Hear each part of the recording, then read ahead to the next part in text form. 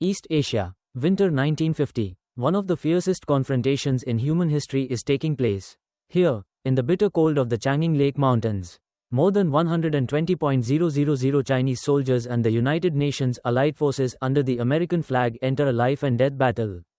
Life and death are only a breath apart in the cold of minus tens of degrees Celsius, less than break time equals ones, greater than.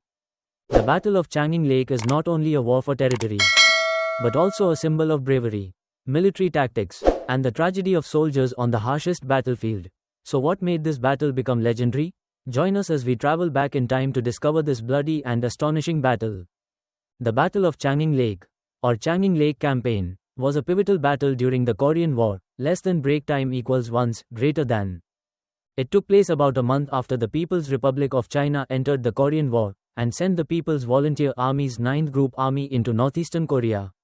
On November 27, 1950, the Chinese surprised the U.S. 10th Corps, commanded by Major General Edward Armand, at Chang'e Lake, starting a fierce battle that lasted 17 days. From November 27 to December 13, 30,000 troops of the United Nations Command, later nicknamed the Chosen Few, under the direct command of Major General Oliver Smith, were surrounded and attacked by about 120,000 Chinese troops. Under the command of General Song Shilung, who was under the orders of Mao Zedong, destroyed the United Nations forces. However, the United Nations forces still escaped the encirclement and fought and retreated to Haeunam Port, causing heavy casualties to the Chinese army. The withdrawal of the US 8th Army after the Battle of Cheongcheon River and the evacuation of the 10th Army to Haeunam Port in northeastern Korea marked the complete withdrawal of the United Nations forces from Korea. The background of the Battle of Chang'e Lake.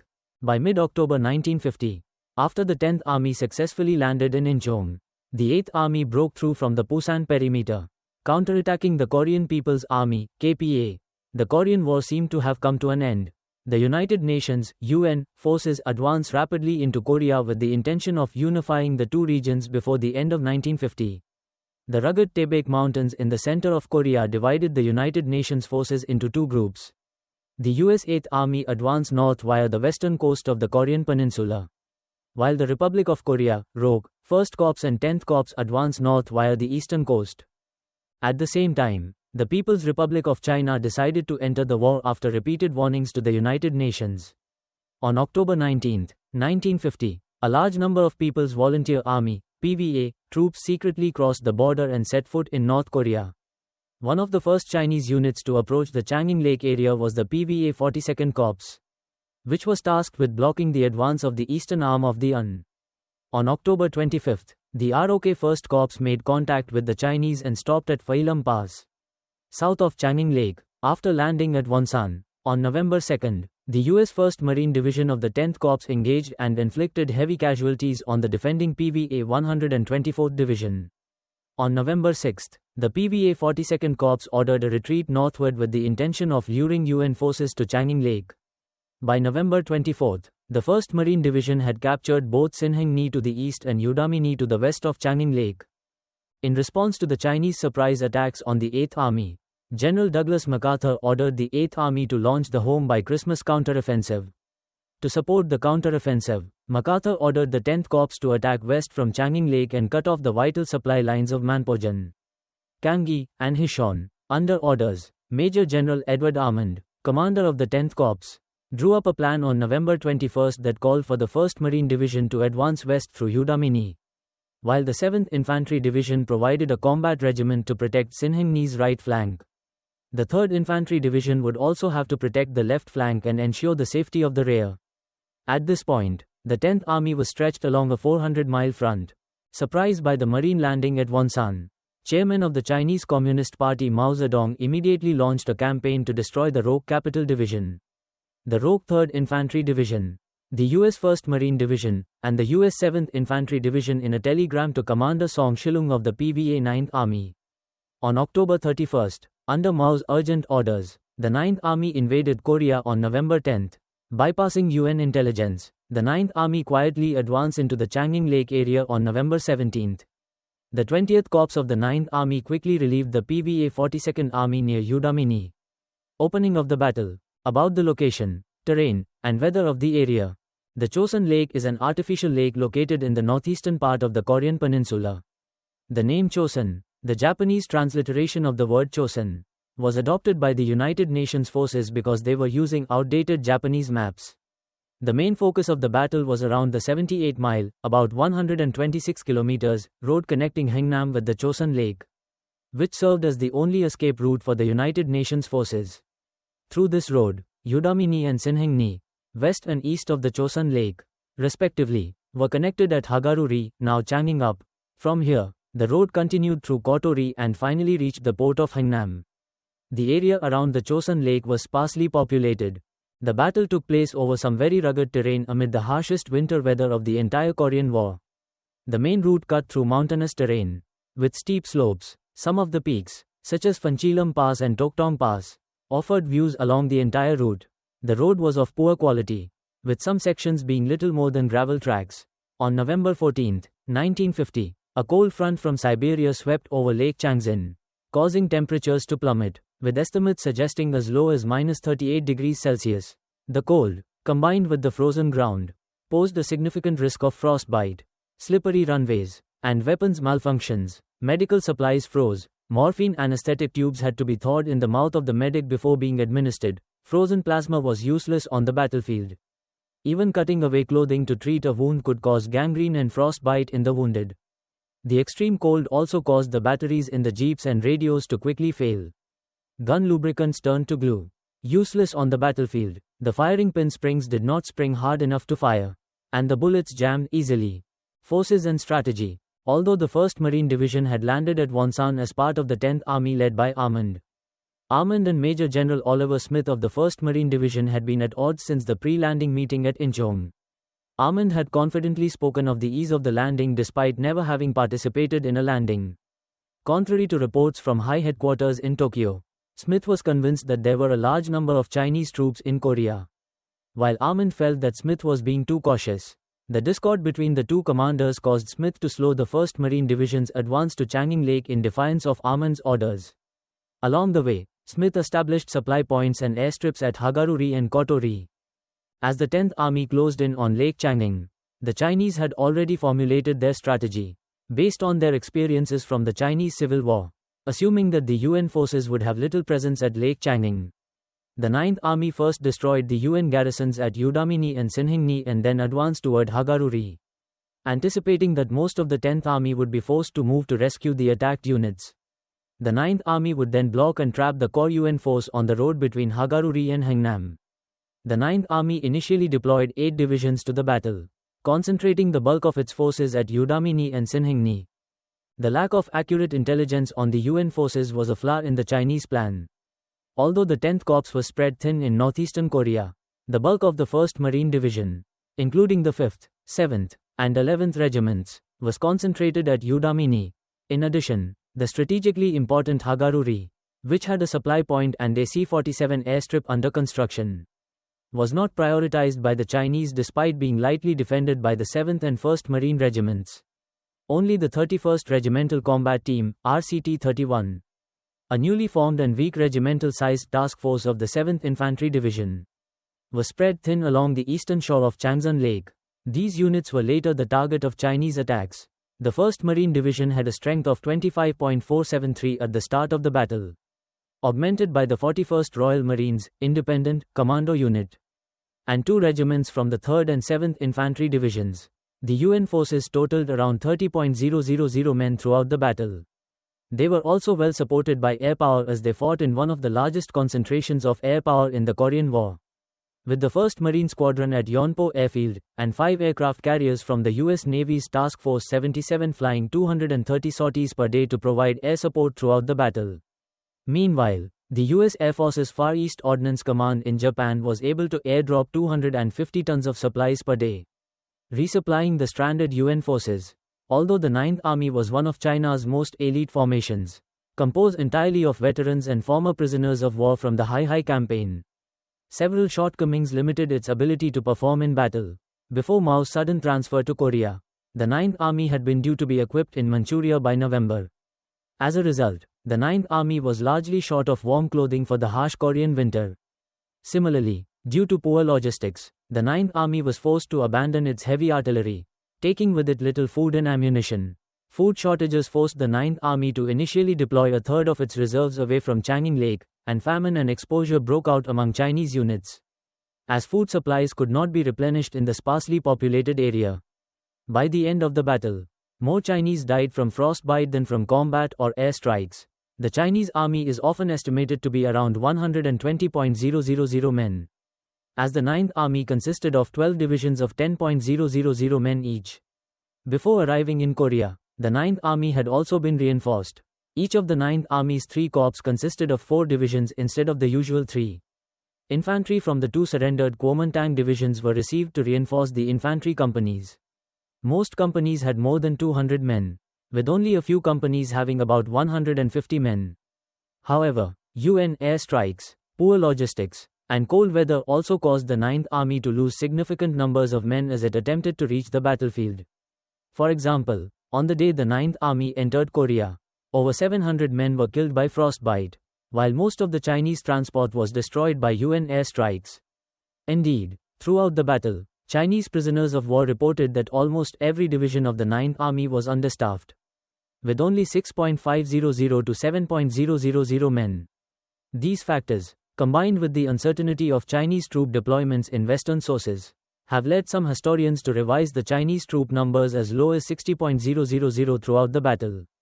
In the end, all 12 divisions of the Ninth Army were deployed, although the 78th and 88th divisions of the PVA 26th Corps did not engage UN forces during the entire battle. The 8 divisions of the PVA 20th and 27th Corps were the core attacking forces. The 4 divisions of the PVA 26th Corps were in reserve, deployed only after the PVA 20th and 27th Corps were depleted. The battle. On the night of the 27th of November, the 20th and 27th Corps of the 9th Army launched several attacks and ambushes along the road linking Chang'an Lake with Gaeto-ri. At Udamni, the PVA 79th and 89th Divisions surrounded and attacked the 5th, 7th, and 11th Marine Regiments, while the PVA 59th Division attacked the road connecting Udamni with Hagaru-ri in an attempt to cut off communication. Similarly, the PVA 80th and 81st Divisions isolated and ambushed RCT-31 at Sinhingni. At Hagaru-ri, the 1st Marine Division headquarters was targeted by the PVA 58th Division. Finally, the PVA 60th Division surrounded elements of the 1st Marine Division at Gaeto-ri from the north.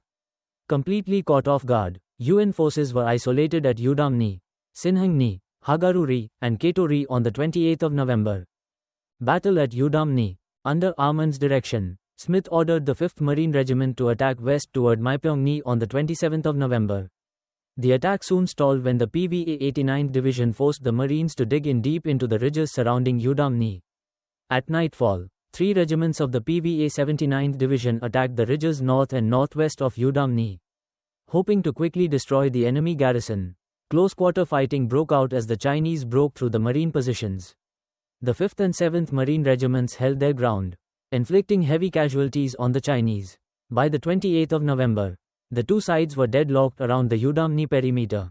As fighting raged at Udamni, the PVA 59th Division blocked the Udamni-Hagaru-ri road by attacking Charlie and Fox companies of the 7th Marine Regiment. The successful attack forced Charlie Company to retreat to Udamni, isolating Fox Company under Captain William Barber on a hill overlooking the Toktong Pass, a critical pass that controlled the vital route.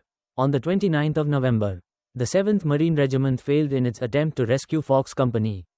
Despite inflicting heavy casualties on the Chinese, with artillery and Marine Corsair fighter support, Fox Company held out for 5 days against repeated attacks by the PVA 59th Division.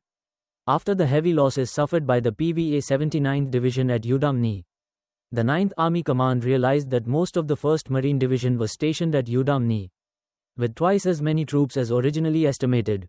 Believing that further attacks would be futile, Som Shi-lung ordered the 9th Army to shift its main attack to Sinhingni and Hagaru-ri, leaving Udamni alone from November 28 to 30. At the same time, the US 8th Army on the Western Front in Korea was forced into a full retreat after the Battle of Cheongshan River, and MacArthur ordered Armand to withdraw the 10th Corps to the port of Hangnam.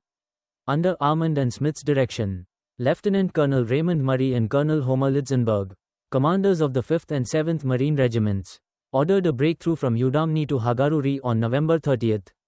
In the face of fierce fighting between the besieging Chinese divisions and the retreating Marines, Smith declared, "Hell, retreat? We're not retreating, we're just advancing in a different direction." According to the plan for the breakthrough, the Marines were organized into an escort column led by M4A3 Sherman tanks. The 3rd Battalion, 5th Marines would lead the way, with the other 3 battalions providing the rearguard. At the same time, the 1st Battalion, 7th Marines would attack toward Fox Company, attempting to open the way at Toktong Pass. To begin the breakthrough, the 3rd Battalion, 7th Marines were first to attack south, capturing hills 1542 and 1419. To protect the bloodline from Chinese attacks, the 1st Marine Squadron was responsible for providing air support. On the morning of the 1st of December, the 3rd Battalion, 7th Marines engaged the 175th Regiment, 59th Division, PVA at hills 1542 and 1419. The Chinese defenders quickly forced the Marines to dig in on the slopes between the bloodline and the heights as the convoy passed the 3rd Battalion, 7th Regiment positions in the afternoon. Without capturing Hagaruri, the PVA High Command ordered the 79th Division to continue its attack on Udamni. While the 89th Division pushed south toward Katori, the Chinese attack was so fierce that the US troops supporting them had to call in fighter jets at night to suppress it. The fighting lasted until the morning of December 2nd, when all the Marines withdrew from Udamni. Meanwhile, on the 1st of December, the 1st Battalion, 7th Marines, was attempting to break the Chinese encirclement at Hill 1419. Despite heavy losses from fighting, hunger, and cold, the PVA 59th Division sent its remaining 5 platoons into the attack, refusing to give in. As night fell, the 1st Battalion, 7th Regiment finally gained the high ground and began marching across the hill east of the main road. Taking advantage of the element of surprise, the 1st Battalion, 7th Regiment destroyed several Chinese strongholds along the way. On the morning of the 2nd of December, a coordinated attack by Fox Company and the 1st Battalion, 7th Regiment secured the Toktong Pass, opening the road between Udamni and Hagaruri. Although the road between Udamni and Hagaruri was cleared, the escort column still had to fight through numerous Chinese positions on the hills along the road. On the first night of the withdrawal, the Chinese fiercely attacked the escort convoy, inflicting heavy casualties on the 3rd Battalion, 5th Marine Regiment. Although the powerful air force suppressed most of the Chinese, the cold weather, harassing fire, assault troops, and roadblocks made the escort move very slowly and suffered many casualties. Despite these difficulties, the escort convoy reached Hagaruri on the afternoon of December 3rd, and officially completed the withdrawal plan on December 4th. East of Changing Lake, RCT-31, later called Task Force Faith, was a hastily formed regimental-sized task force from the 7th Infantry Division that protected the right flank of the Marines' advance toward Maipyeongni. Before the battle, RCT-31 was spread thinly, divided into several scattered groups stationed in the hills north of Sinhaengni, the Pingnuri Creek west of Sinhaengni, and the town of Hudongni south of Sinhaengni. Considered by the Chinese to be a reinforced regiment, RCT-31 was actually very weak, lacking a battalion, as the bulk of the 7th Infantry Division was dispersed throughout northeastern Korea. On the night of the 27th of November, 3 regiments from the PVA 80th Division attacked the northern hills and the Pingnuri Creek, completely surprising the defenders. In the ensuing fighting north of Sinhaengni, the 1st Battalion, 32nd Infantry suffered heavy casualties, while at Pingnuri Creek, the 57th Field Artillery Battalion and the 3rd Battalion, 31st Infantry Regiment were also nearly defeated. The Chinese pushed the 242nd Regiment of the 81st Division to Hill 1221, the impregnable hill that controlled the road between Sinhaengni and Hudongni. When the night's fighting ended, RCT-31 split into 3 groups. Believing that they had completely destroyed the defenders at Pingnuri Creek, the Chinese stopped their attack and turned to looting food and clothing. On the morning of the 28th of November, the 3rd Battalion of the 31st Infantry unexpectedly counterattacked, driving the Chinese back at Pingnuri Creek. In the afternoon, Armand flew to RCT-31's Sinhaengni stronghold, confident that RCT-31 was strong enough to attack north and deal with any remnants of Chinese forces that stood in its way. Armand ordered Colonel Alan McLean, the commander of RCT-31, to continue the attack north, awarding 3 of McLean's officers the Silver Star. Disappointed, Lieutenant Colonel Don Faith, commander of the 1st Battalion of the 32nd Infantry, threw his newly awarded medal into the snow. On the night of the 28th of November, the PVA 80th Division attacked again with 4 regiments. At the creek, The Chinese attack turned into a disaster when they lost contact and faced devastating fire from the M16 and M19 anti-aircraft guns of the 57th Field Artillery Battalion. After the fighting, the 238th and 239th PVA regiments each had less than 600 men left. On the other hand, attacks by the PVA 240th Regiment forced McLean to order a retreat from the northern hills towards Sinhingni. On the 29th of November, the 1st Infantry Battalion broke through the encirclement and advanced to the Sinhingni redoubt. But McLean unfortunately got lost when he mistook the Chinese soldiers for Americans. On the night of November 29th, the Chinese stopped their attack, waiting for reinforcements. With RCT-31 surrounded, Armand finally ordered the 1st Marine Division to move from Udamni to relieve RCT-31. An order that Smith found impossible. Only the 31st Tank Company attempted to relieve RCT-31 when it attacked Hill 1221 from Hudongni without infantry support. And the two armored attacks on November 28 and 29 stalled due to slippery roads, rough terrain, and close infantry attacks. By November 30, the US evacuated Hudongni to protect Hagaruni, leaving the remainder of RCT-31 completely trapped. Less than break time equals 1, greater than. Thank you very much for your interest in following our program.